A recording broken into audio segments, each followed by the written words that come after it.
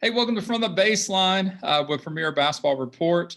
We got Jason Key, we got Shane Laflin, I'm Mark Williams, and we appreciate you tuning in today. Great episode today. We're going to talk a lot about Prime Event East that is happening this weekend, and then we're going to catch up a little bit today. They announced the roster for the under-16 team, so we'll talk about that at the end of the episode. But we're going to talk about this weekend, Prime Event East.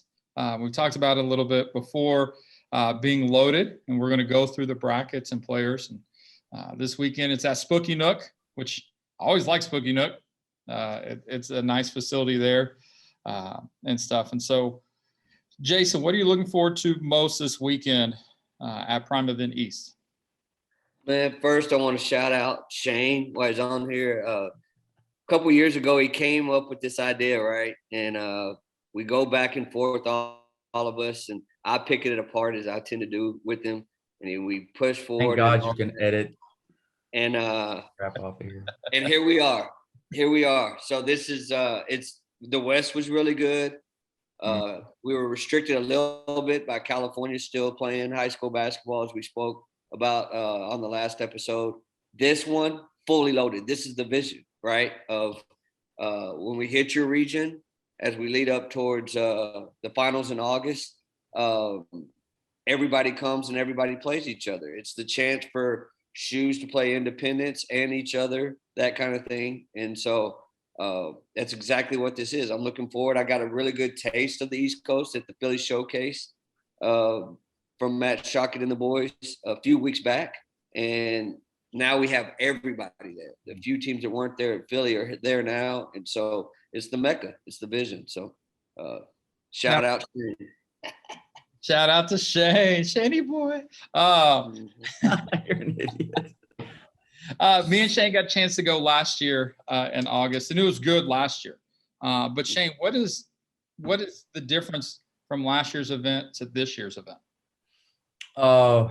First, I'm going to deflect some of that and say that, yeah, we bring it to the table like we do with everything else, and we go to work, and then we execute. And, it wasn't like it was an original idea to have the best teams and the best players play against each other.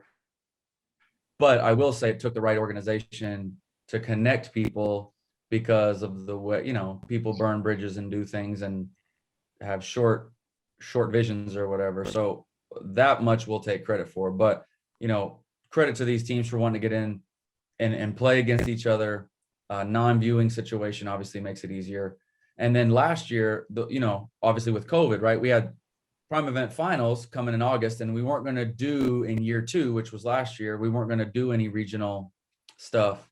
And so the credit definitely got to go to Matt Shockett, who said, hey, these East teams want to come, but they don't know if they can, because remember there was travel sanctions and rules and stuff last year.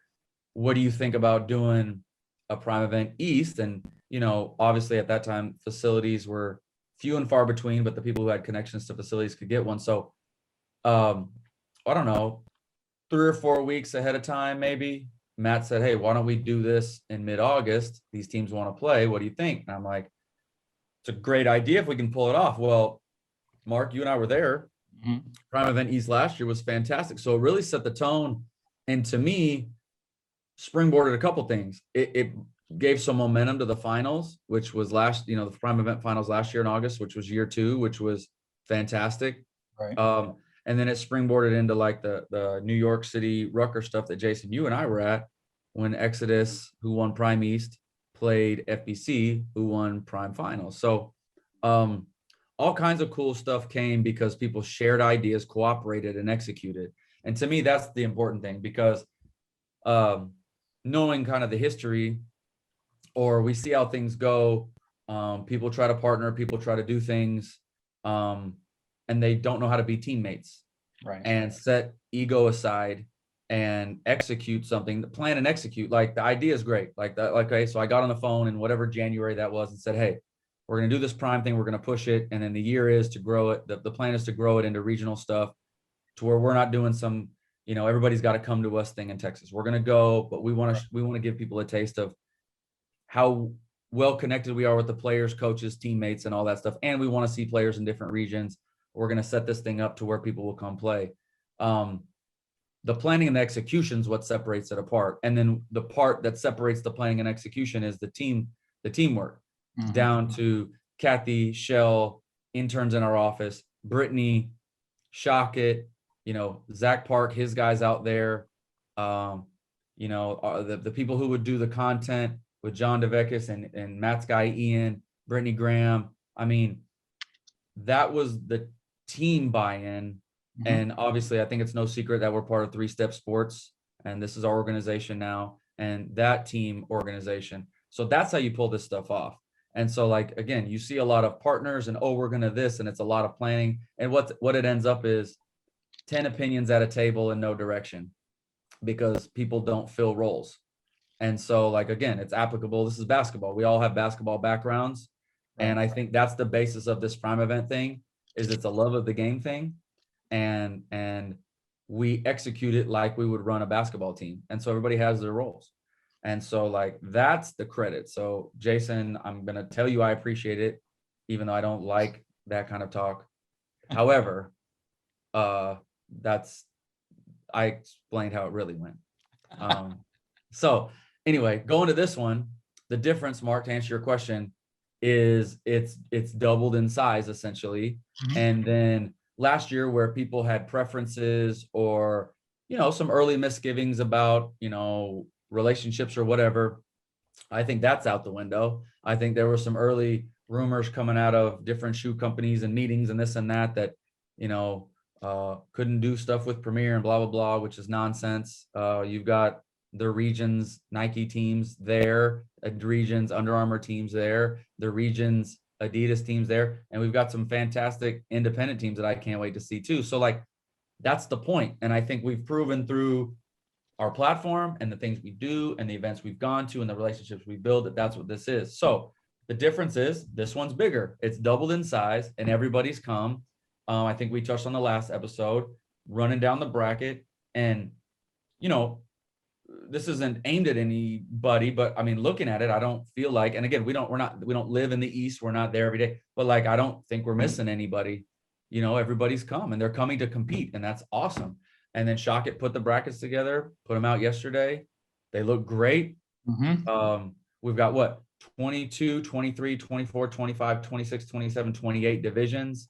Most of those are bracket. I think you got pools for 2025, pools for 2027, pools for 2028, multiple brackets in the 22 level. I mean, I was talking to somebody this morning. They were like, I'm kind of marking out my schedule to go watch games. And I was just like, they're everywhere. Yeah. Like, just pick a court. They're going to be everywhere. So, man, it's exciting. I'm excited. We all get to be there, which is going to be cool. Joey's bringing his team, which is going to be cool. Very rarely are the 4 of us in one spot. Right. In terms of the calendar year. And it's going to be cool to visit. Aggie McCormick's coming. Obviously, Kevin Lynch will be there. Shockett, KP will be there. Some people that we serve on some committees with and do some work with.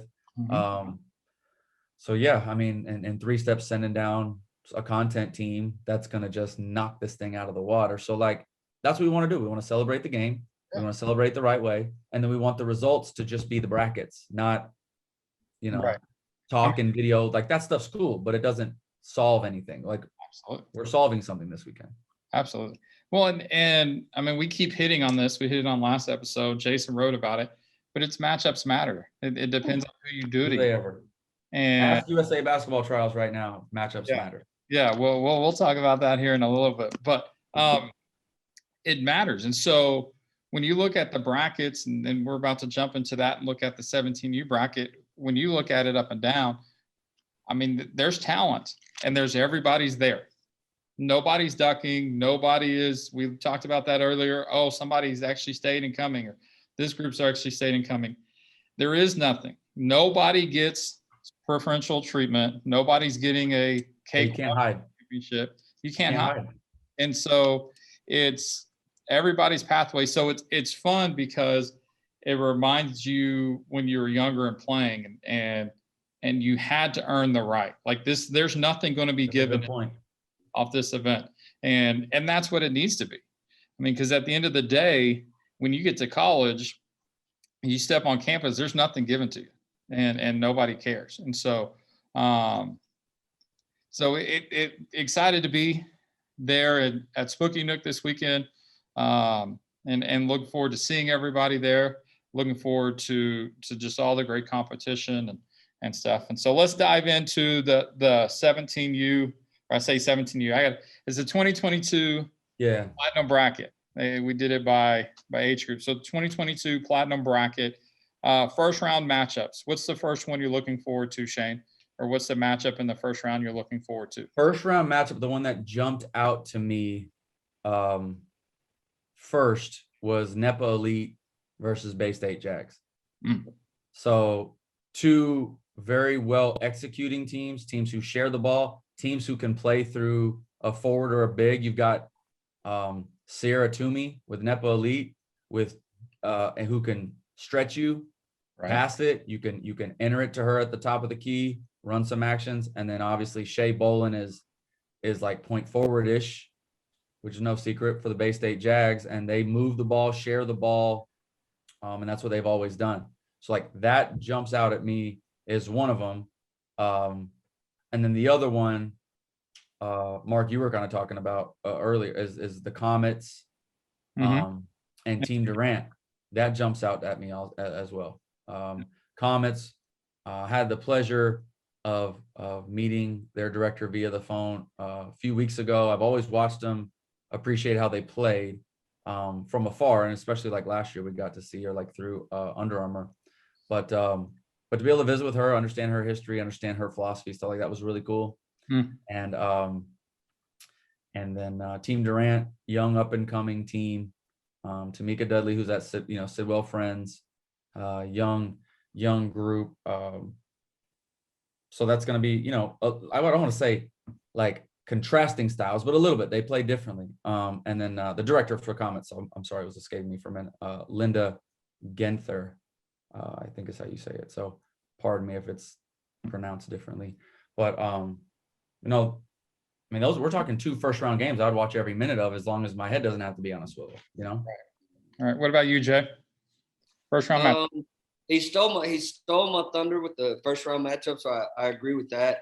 I'll say if they both can get through the first round, the second round matchup potentially that we have with Team Curry and New Heights, with Curry with Talasia Cooper, and I really like Amaya Joyner, and then New Heights with Velez, Groot, Rosario, the 23 bunch, and then they also have Aurora Arm in the 24.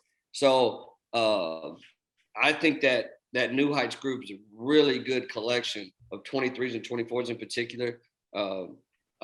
Like I said, I'm a huge Amaya Joyner fan, and Talasia Cooper, nationally known, obviously. So I think it's New Heights loaded.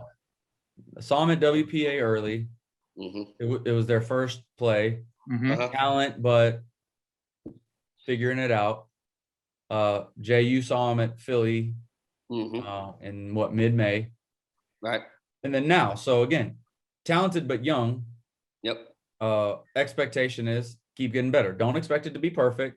Right. Especially after the year the East had. You're scattered, whatever. Right. But like by now, play right, and you got Groot coming from USA, so that'll be interesting. Will be. One team I'm looking forward to is Loudon Flights. We found them last year, and kind of on a backcourt late on a I think it was late on Sunday, and interested just to see them and see their development over the year. And stuff. So, great shoes, Nikes, Adidas, Under Armour, Independence, other players and teams that we're going to check out in that bracket. But who do you predict to win? Who's your winner or top 2 that you think, looking at the bracket, will be in the final? To win it for me will be Exodus going in. You got Clark, Jackie, Laos, Michael, and then Baker. So they're so good on the perimeter. It's just, they're hard to guard because of that. Now it's going to be interesting when they meet up with some size. They lean on Karis Baker quite a bit with that, how they defend and that kind of stuff. But it's a guard oriented game, and they can spread you. They got multiple people that can attack you off the dribble. Thomas does a really good job in exploiting matchups, depending on what he does, especially offensively with his guards and stuff. So going in, I take Exodus, but you got, Takeover's going to hear that and be ready on the bottom side of that bracket. You got Philly Rise, obviously, also on the bottom side, and you got to watch out for, Joey's team, who's sneaky. I think this is a level up for them, but Joey finds a way to win games that he's sometimes going in. You don't think he's going to win. Me in particular. So the depth, much like when you have a good mid-major team, right, with seasoned starters that goes against the really good, maybe Power 5 team or whatever. It's not so much the basketball, it's not so much the coaching, it's not so much anything except for depth. And the depth simply in an individual game, but as the tournament wears on. To win this, you're going to have to be tough. Right. That's all there is to it. Like, there's a really good team, but to win this out, a 32-team bracket, there's some toughness. And then management of your roster. All right, we're up 10. Am I mature enough to sit my starters to keep this lead, or do I have to wear my starters' legs out? That's going to be a factor for a lot of these teams. Because you're talking about we're playing Saturday, Sunday. This isn't right. Friday, Saturday, Sunday where you get one. Right. And people want to get in and out in 2 days, non-viewing. Right. It is what it is. If you play in the championship, you play a fifth. If you don't, you don't. No one's trying to overplay. And then so there's a plan to go into this event that you've got to have to manage those minutes, because you do. Yeah. So it'll be interesting to see how they're managed. Depth and maturity has got to win. So in no way am I saying it's directly like, but it's like playing an NCAA tournament weekend, and same and like, can your role players maintain, or do I have to keep my alphas on the floor all the time? So, right. The little quadrants are interesting. So like Jason mentioned, New Heights, Curry in a second round. That would be, fantastic. I'm interested in potentially Joey's team versus the winner of the Comets and Durant. The winner of that should get Philly Rise in the Elite Eight. That's just unbelievable, right? That's a fantastic Elite Eight game, no matter who ends up there. Don't sleep on the New Jersey Demons, who, they got to get through. Let's look like, the Sparks are in here. I-90, Germantown always runs good stuff. So like, we're looking at that quadrant. Fairfax, maybe New Jersey Demons in an Elite Eight. Tabitha Amanze, can't wait to see her again live. Been hearing great things. Watch some film. They get better. That's a fact. They get better when they go in Rich's gym. I don't care who you've been historically, like those guys that work there, and he posts a lot about it, and it's fun to see. They play, they train, they play outside, they play inside, they do little things, they care about details. That's really cool. If I had to pick from that third, quadrant there, if I have to pick today, I'm saying Philly Rise gets out. I'd love to see Joey's team play them, but again, don't sleep on Comets and Durant. And then the last quadrant of the bracket, Takeover, Mass Rivals, Books and Basketball, Loud and Flight. You better have your game plan ready, like for them. So you're looking at, okay, if I had to pick today, I'm saying Takeover, Philly Rise, middle quadrant with Fairfax, Bay State, Nepa Elite, New Jersey Demons. Toss up. And if I had to pick the top bracket, top quadrant, I'm saying Exodus,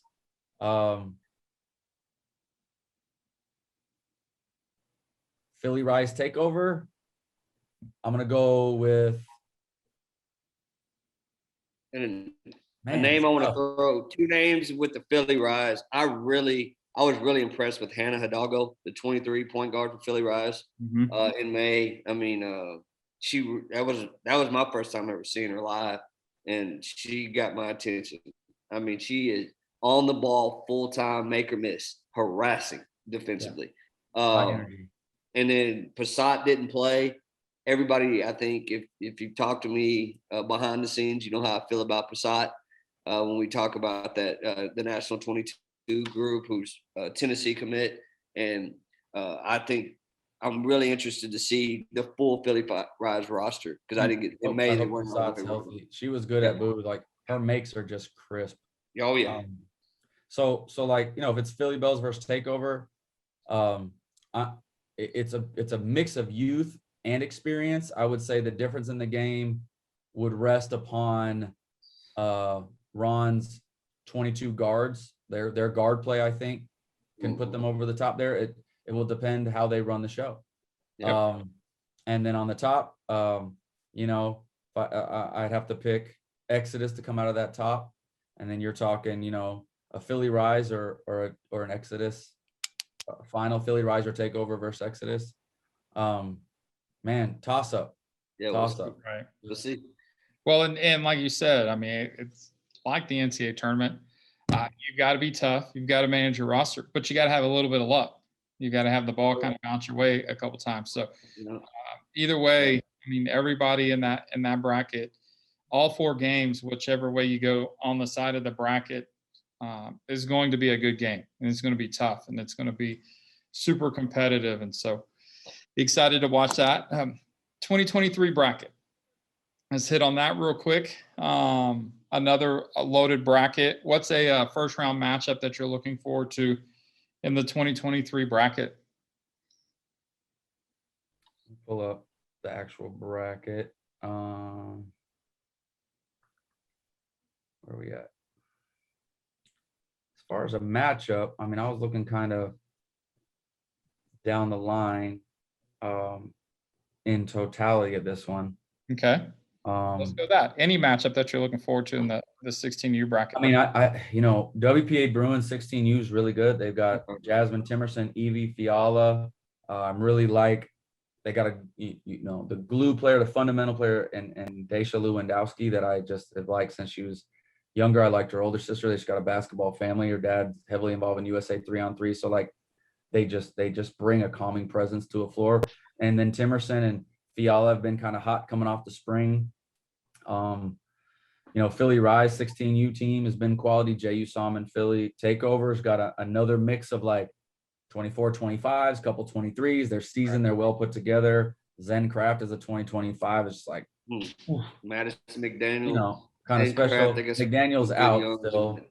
And then Exodus with Lauren Swan, Riley Thorokoff, Mackenzie Nelson, and some other developing players. Like there's some in there that, and then there's some teams on here that I want, I need to get eyes on. Shout out Philly Bells brought their 16U squad. Elevate Elite's got a young 26 that plays their 16U, Jordan Jackson, right, Jay? Yep. Bay State's mixing in some young kids with their older kids. They've got a good 24, 25 squad. So, just down the line, I mean, these are some of the ones that we're going to get a thorough look at that I'm looking forward to. Bay State has a kid named Kaylin Carroll. I'm not sure if she's going to play 16U or 17U this week. That was outstanding. 2025. 2025. Kaylin Carroll. So pretty good. Interested to see her again, no matter which level, whether it's the responsibility of the 16U team or playing an important role in that 17U team. Absolutely. Well, and that's the cool thing with the under 16 bracket is you're getting young kids playing up. If they're not quite ready, maybe it's a little bit big of a jump just physically because they're 25s or 26s or something like that to play 17s. They're going to play up and play 16s and still play kids a couple of years older than them. And so you're going to get to see them play a lot of really good competition at a high level. And so what are some young kids that we haven't talked about, but some young kids that are going to be at the event that if I'm a college coach or I'm a basketball fan and I want to know, hey, who are some future players in the Northeast that are coming up? Who are they that I need to check out at this event? As far as like ones that aren't like mainstream. Yeah. Or we have like Elevate Elite's 2025 team has some kids that need to be checked out. I have to pull up that total list as these haven't been cemented in memory yet, as this is why we keep a database. I don't remember all the names. Right. Philly Rise, I think they know. There are 2 kids at USA basketball right now, Ume and Tatum Green. I haven't looked at the rosters yet for 2026, 2027, 2028, but there's, I think if that Philly Bells young team is there, they've got some young kids that play. They play on another squad out of New York. Forgive me, I forget their names sometimes, but there's a few kids on that team. Let me look that up real quick. That just know how to play. One of them is Olivia Vukosa, if I'm saying that correctly. Like just great size and huge potential. Let me look up what Jay made. There was a kid for Ponham for Philly Rise for Kaya Ponham, who I really like. She's a 25. She'll be, I'm not sure where he's going to put her this weekend. I would guess the 16U, but it may be the 15U. But really fundamentally sound, good size, like really caught my attention. So there's going to be the other cool thing, coming out of COVID for all of us is, especially when you start, even in the 24s, but you start talking 24s, 25s and younger, we're going to find a lot of kids we haven't seen. Right. And that happens anyway, but it's doubling up on itself because of last summer, just the restrictions of last summer. So I'm interested to see the breakouts that, like the kids we mentioned earlier, the Zen Crafts of the world that I hadn't seen, I had heard about, but I hadn't seen her live until last month. Right. That really catch our attention as we go through the year, and we're playing catch up here, and so it's good. And then Mark, this goes way back with me and you, but I love young kids anyway. The energy they bring, just they unadulterated just competitiveness. They play right. It doesn't matter the setting. Yeah, and so I love it. And I always catch on Sundays, we call, championship Sundays. I love watching young kids go at it because it's so funny. That trophy means so much to them when they're young and, before they get of age, and they've done it quite a few times kind of thing. So it's going to be a lot of fun on Sunday. Absolutely. Top Notch is the crew that I was talking about out of New York. They play like some Top Notch, and then every once in a while they play with the Bells. And I saw the Bells in WPA as well in early, I think that was March or April. It's all run together now. They got some good young kids. So that was another one I was talking about. Absolutely. And, it's always fun. It's always fun for all of us to be in the same place. I mean, and when we're all there and you get to throw in Joey that we're all there, there's talent in the building, like a lot of talent in the building. Yeah. Warrant for all of us to be in the same location as opposed to different locations, seeing different people. And so, for all the teams coming to Prime Event East, man, we appreciate it. Thanks for buying into the vision of it and putting, what beefs or whatever to the side and let's get into a bracket and let's go at it and let's see who wins and let's compete. And so we're excited to see everybody play.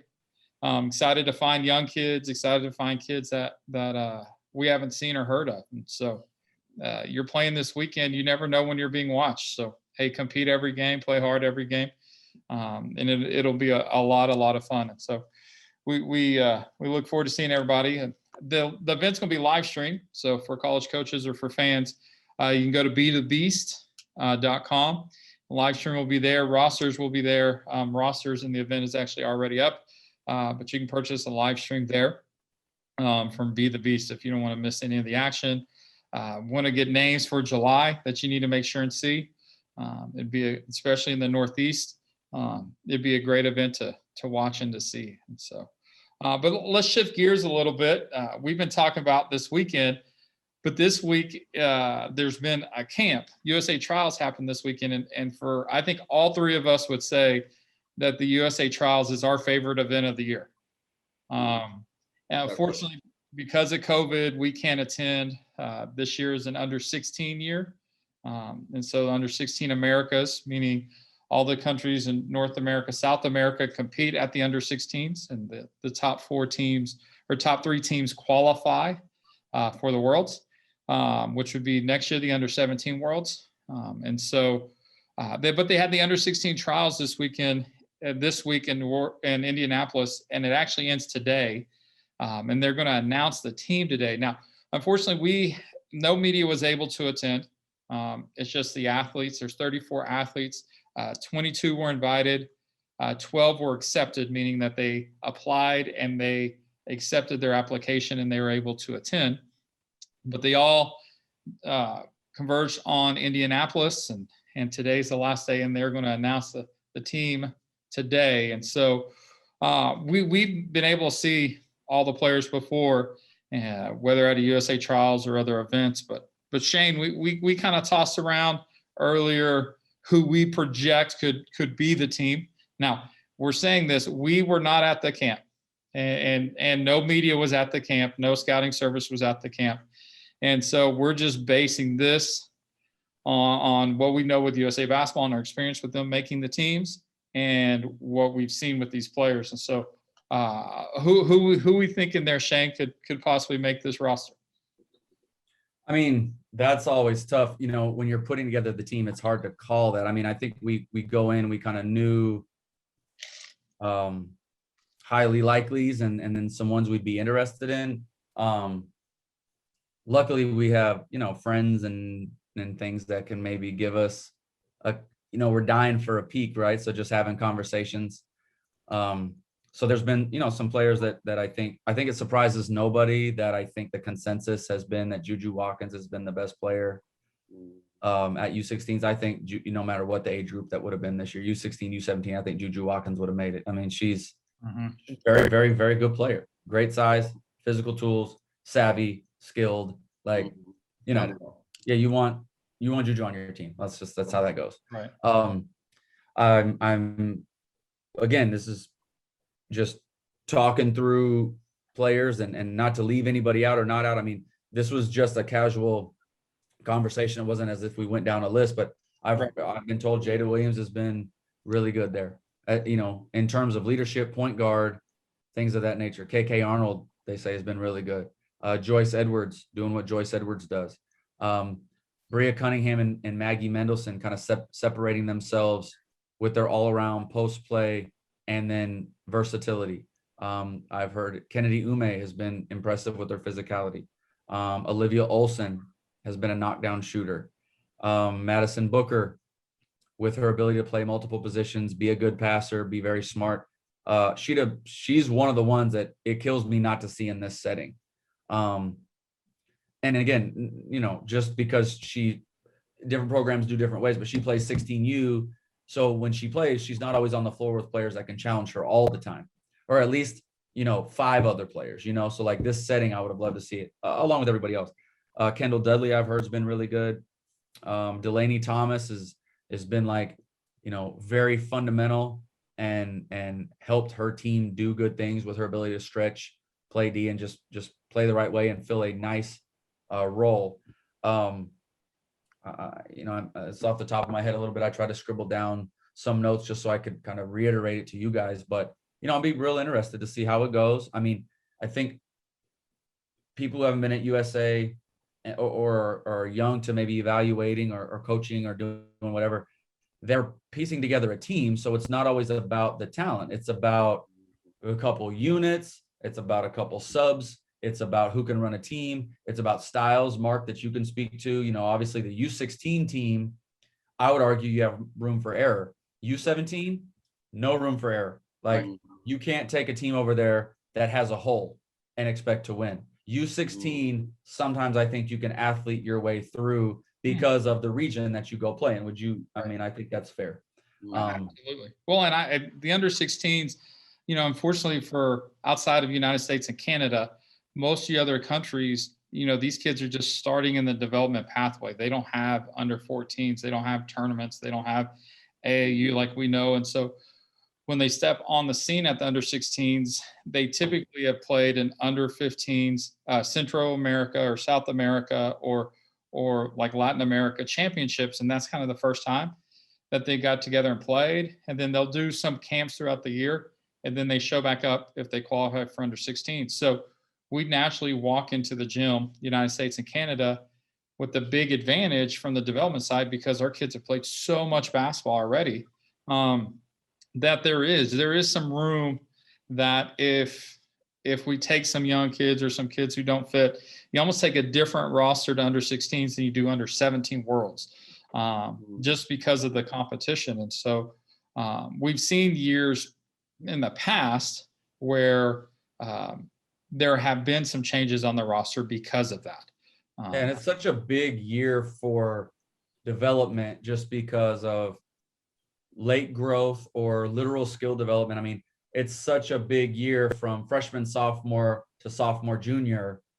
There's separation. It's just like anything else. Just like when you graduate, you go, get on campus, your sophomores are better than your freshmen.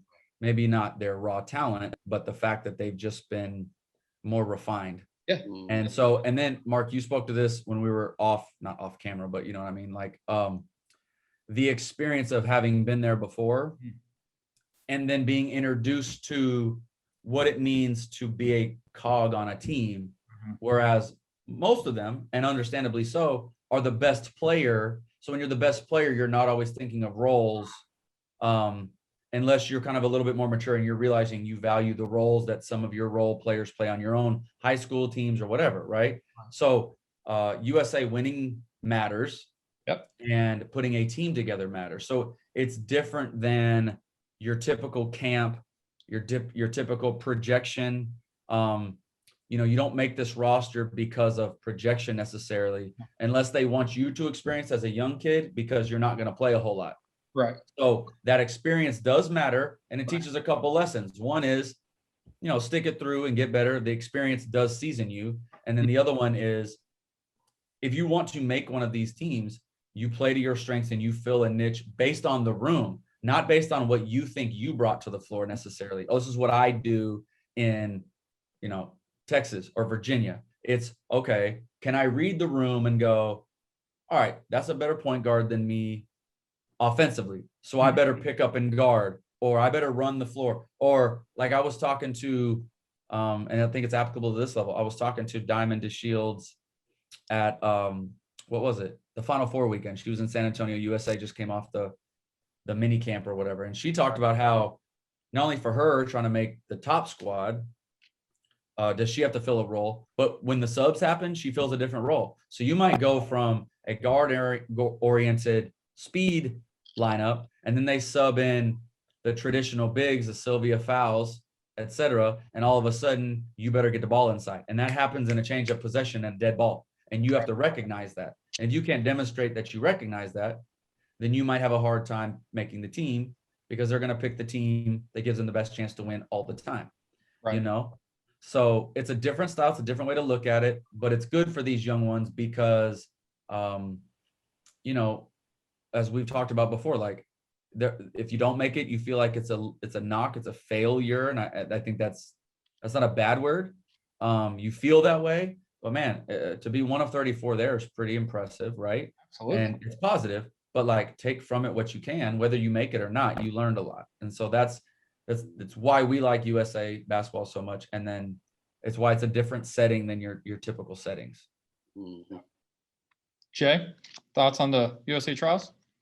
Yeah, I thought Shane definitely hit most of the main points of it, but interesting. I do think the thing you brought up, and that the kids that do have some experience previously, that I think that's a major advantage in this particular trial, just from knowing what to expect and that kind of thing. I also think intangibly, man, at no other place is body language and that sort of thing more important. I have absolutely seen kids that maybe we're going to make the team or not, talent wise, good enough to make the team. I know for a fact they got cut because of body language, not, worry about their self versus team, that kind of thing. I've seen it for a fact. And so, and also away from the court, right? That time you spend in the camp and all that, they're really paying attention to how you integrate with the others and how you're doing with the team, because you're going away. In this case, you're going on a shorter trip, but in preparation of maybe future years, when you go to Worlds and all that, I mean, you're gone for a month or so with teammates, and it's very real, and it's the way the game's played. And that, then I also think within basketball, shooting becomes so valuable because of how much zone is played against the United States, right? We have, for the most part, as far as numbers, the better athletes. And so we see a lot of zone, and so shooting becomes invaluable. And I think, that's some of what Shane's talking about, is the games play differently worldwide. Right. And so it's a different game than we're used to seeing every weekend. And that's valuable for us to see because of the context of that. And so the fastest one with the ball, which happens a lot as we go weekend to weekend, wins a lot, the best athlete. They're not so much, play totally different. And so the skill elevates over the athleticism. And that really shows itself during the trial. The skill and the scheme. Right. Oh yeah, the schematics. And you're talking shot clock implications and all those kinds of things too. Yep. Well, and you're talking about shot clock, which most of our kids in the States aren't used to playing with. One of the things I always love that they do is they teach them some offense, and then they run through it, and then they're seeing who can pick that up and who can run it in the scrimmages. And you may get mixed up every session. You're with different kids, whether it's 5-on-5 or 3-on-3, whatever they're playing. You're always with different groups. And Jay hit on this earlier. One of the deciding factors is they are making a team, and you're going to be with this team for about a month, because you're going to go early, you're going to practice, you're going to train, you're going to go play some practice games, then you're going to go do the tournament. They don't want drama. Like you all need to get along. You don't have to like each other, but you got to get along, respectful, take care of your business. But they're not going to a different country and wanting to deal with drama, kids not following directions, kids wanting about playing time. They are not dealing with parents. I'll tell you that right now. And so those are all factors in it, because for most part, majority of these kids' first time to leave the country. And so those all go into it. And that's what's the uniqueness about the USA trials, and that we like it. And it becomes for us like a game, like who do we think we always, every time we go, hey, this is my projected roster. This is my projected roster. All right, who got the most? Because nobody names the roster perfectly. Because hasn't happened yet. We're waiting on it. At least not with us three. And if somebody says, "Oh, I picked it before it all started," no, you didn't.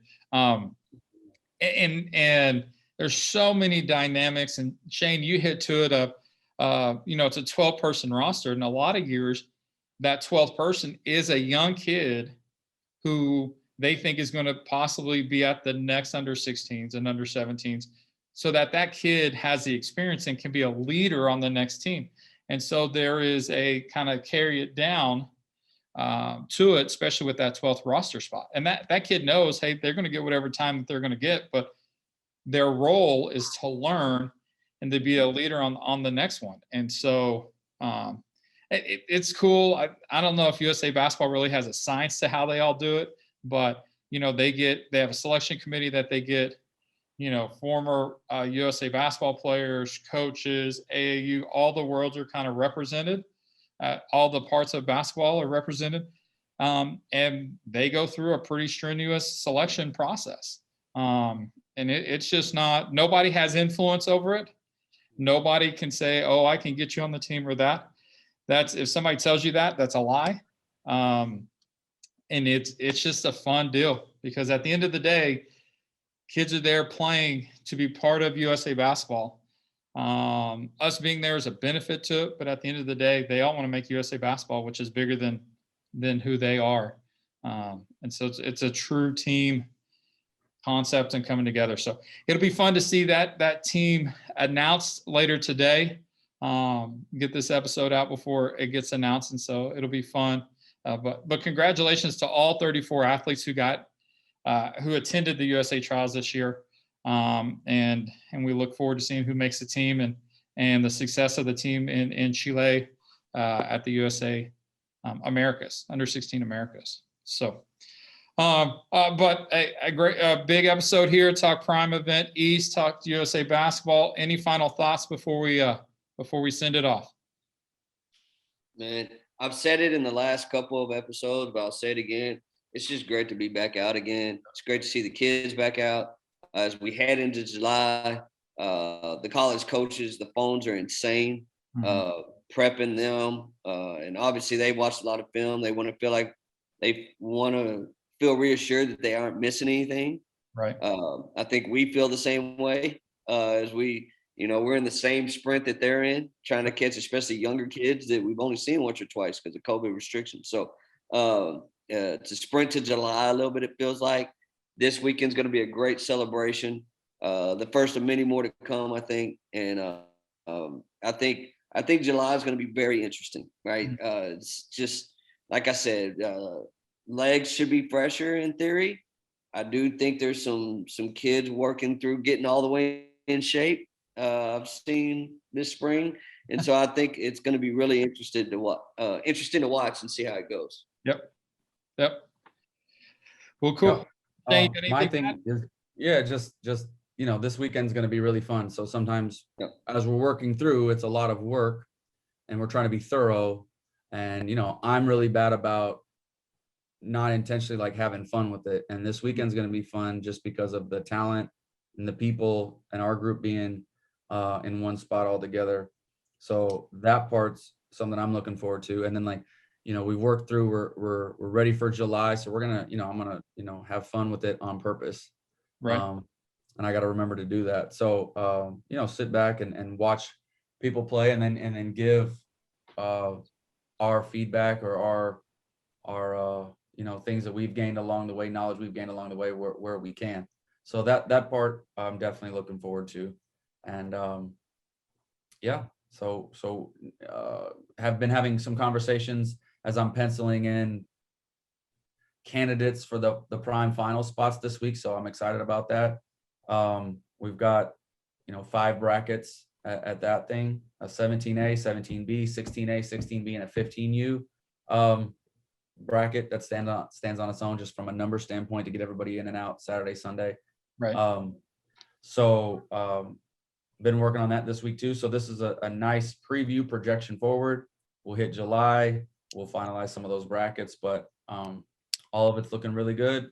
Super 64, Endgame, hitting Adidas, hitting Nike, hitting Under Armour, seeing some independents as far as the tournaments are concerned. So yeah, we work really, it seems like we have our head down and then we pop up and it's June, July. And then that's when our work for execution allows us to have fun. So I'm just going to keep saying it out loud to remind myself.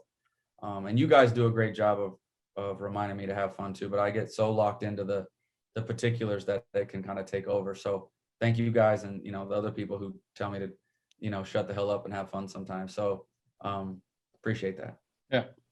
Well, we'll definitely have some fun this weekend, and it'll be fun to see everybody, see a lot of great games. And so safe travels to everybody this weekend. Looking forward to seeing the USA under 16 team that they're going to announce later today. Hey, if you haven't subscribed, hit the red subscribe button below. I'll let you know when the next episode is out, but we appreciate you tuning in. For Jason Key, Shane Laflin, I'm Mark Williams, and we're coming to you from the baseline.